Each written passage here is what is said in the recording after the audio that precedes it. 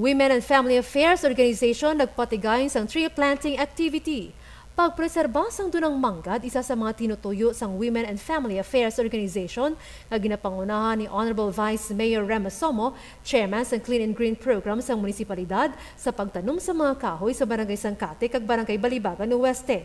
Ini ang ginpasakupan sa mga barangay kagawad kag mga miyembro sa nasambit ng organisasyon sa nagkalain nga barangay sa munisipalidad sang Santa Barbara.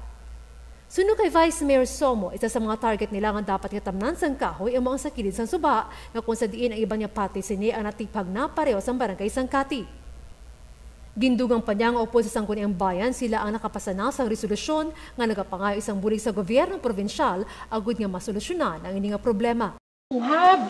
Ang ginaagyan ina sang tubig ay supposedly madiretso ina siya o galing daw nagliko, that is why nga naga-erode ang lupa dito. Now, ang Sangguniang Bayan nagpapasa na sang resolution para nga mangayo kita sang bulig sa provincial government kay hindi ina masarangan sa ato nga municipal government. As a matter of fact, right after kay ako sadto ang OIC mayor, ang acting municipal mayor, kay ang ato nga pinalangga nga mayor daw wala sadto. So ako ang ginadtunan kay gin-interview. So immediately nagbisita gid ako.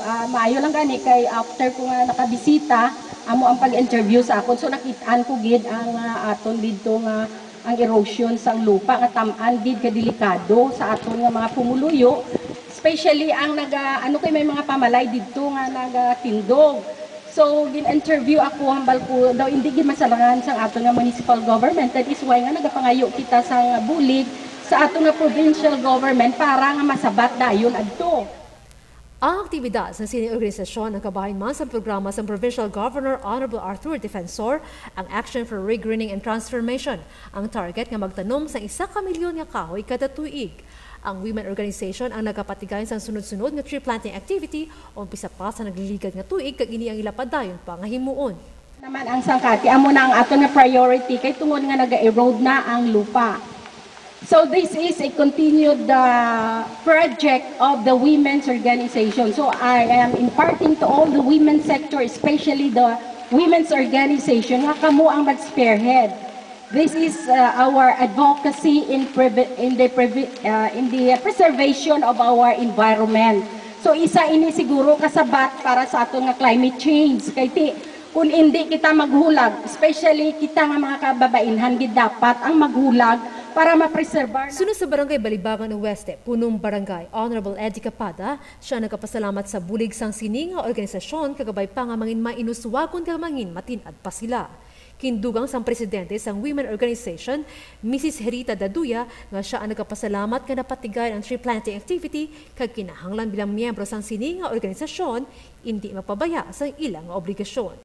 Pagtanom sa tree planting kabay pa nga mag-inuswagon kag magtinad ang inyo asosasyon ang Family Women's Affairs nga inapununuan sa aton pinalangga nga Vice Mayor Mrs. Rema Somo kag kabay pagit nga hindi lang maniswagon kag magdungangon pag ilang inyong mga asosasyon. So sa liwat mayong aga sa inyo Women's Affairs kay Vice, good morning.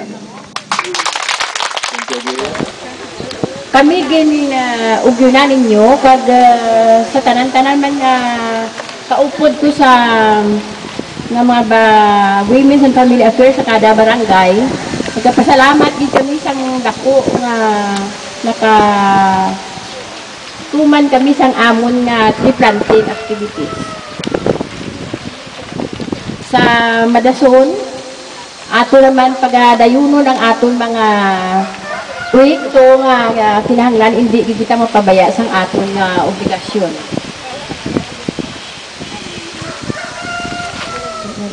Ang pagtanum sang kahoy ang obligasyon sang tanan, ini makabulig ilibina sa palabuton nga henerasyon. Dunang manggad ang halungan, pagtanum sang kahoy kinahanglan.